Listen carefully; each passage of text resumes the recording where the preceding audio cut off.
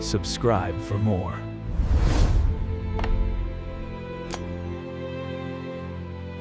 I never imagined my marriage would come down to an ultimatum.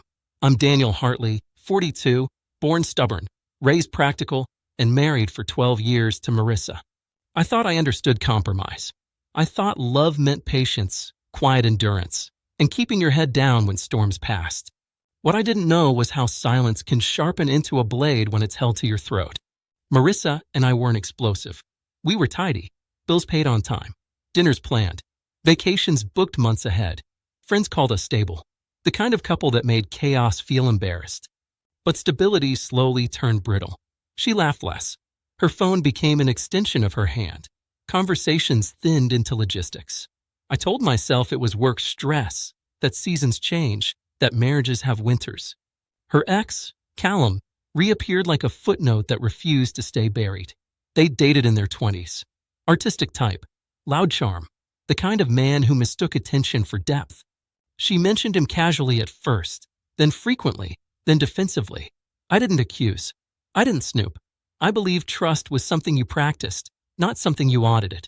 The night everything shifted, Marissa poured wine and spoke with rehearsed calm. She said she needed honesty, exploration, truth.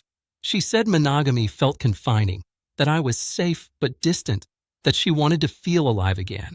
I listened without interrupting, feeling the room shrink around me. Then she offered the choice, clean and cruel. I could witness her reconnect with Callum, or I could stay out of her way and accept what she called her freedom. I didn't shout. I didn't bargain. I asked if she loved me. She hesitated just long enough to answer honestly, without saying no. That hesitation did more damage than any confession. I slept on the sofa, staring at the ceiling, listening to the house breathe like a stranger. Over the next week, I learned how humiliation disguises itself as reason. She explained boundaries, rules, timing. She framed it as progress, as transparency, as respect. I nodded because nodding delayed the moment when I'd have to see myself clearly. I told myself I was strong for considering it, open-minded, evolved. The lies we tell ourselves are always dressed as virtues. The evening arrived quietly. Callum's car pulled into our drive with the confidence of a man returning to a place he never believed he'd lost. Marissa avoided my eyes. She spoke gently, like you do to someone you're about to inconvenience. I stood in the hallway, hands steady, heart loud. I was invited to stay, but not included. Present, but irrelevant. I didn't watch. I realized, in that suspended minute, that the choice wasn't really between staying or seeing. It was between abandoning myself slowly or leaving with whatever dignity remained. The contrast was sharp enough to feel merciful. I walked to the bedroom, packed a small bag, and wrote a note that said only what was necessary. I wished her clarity. I wished myself distance. Outside, the air felt colder and kinder. I sat in my car and waited for the trembling to stop. It did. Calm settled, not as relief, but as resolve. I called my sister, Eleanor, and told her I was coming by. She didn't ask questions. She just said the kettle was on.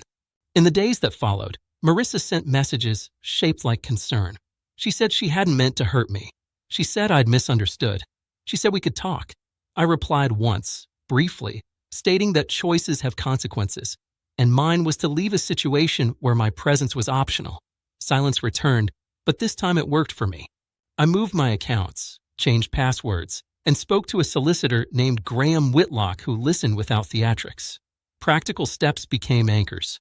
Each task reminded me that self-respect is built from actions, not declarations.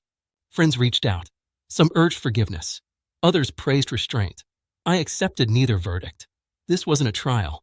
It was a boundary. Weeks later, I learned Marissa had framed the story differently. People often do. I let it pass. The truth didn't need my defense. I focused on mornings that felt lighter and nights that didn't demand compromise from my spine. I returned to running. I cooked simply. I slept deeply. I didn't leave because I lacked love. It did. But pain that ends is different from pain that lingers. One teaches. The other consumes. Sometimes, dignity looks like refusal. Not a refusal of others, but of the terms that erase you. I chose not to watch. I chose not to stay out of the way. I chose to walk forward, alone, intact, and finally awake.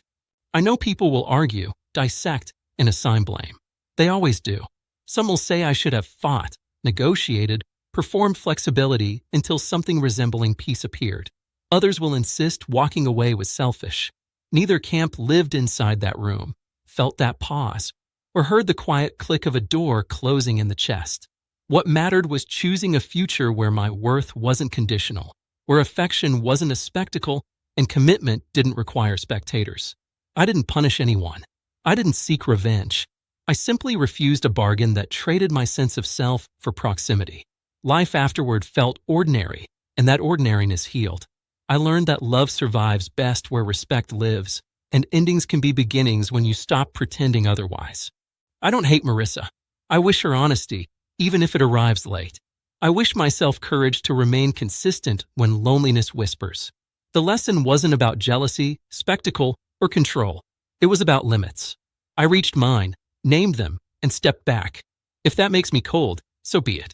I am still warm to the idea that a good life begins with saying no when yes costs everything. Tomorrow I will wake early, drink coffee, breathe, work, laugh, rest, repeat, and continue forward.